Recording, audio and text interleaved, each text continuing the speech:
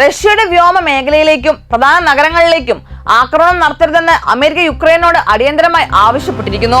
Ukraine യുദ്ധം സങ്കീർണമായ ഒരു വഴിത്തിരിവിലൂടെ കടന്നു പോകുമ്പോൾ അമേരിക്കൻ രഹസ്യാന്വേഷണ ഏജൻസിയായ CIA ഡയറക്ടർ ജോൺ റാഡ്ക്ലിഫ് ആരുമറിയാതെ റഷ്യൻ തലസ്ഥാനമായ മോസ്കോയിൽ നടത്തിയ അപ്രതീക്ഷിത സന്ദർശനമാണ് ഇപ്പോൾ ആഗോള രാഷ്ട്രീയത്തിലെ പ്രധാന ചർച്ചാ വിഷയം.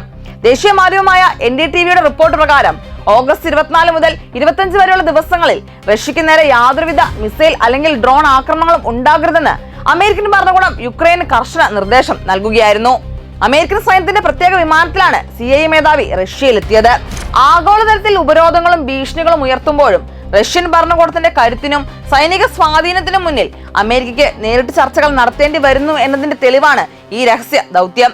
റഷ്യയും ഇറാനും തമ്മിൽ ദിനംപ്രതി ശക്തമാകുന്ന സാമ്പത്തിക സൈനിക ബന്ധങ്ങൾ അമേരിക്കയെ വലിയ രീതിയിൽ അസ്വസ്ഥരാക്കുന്നു.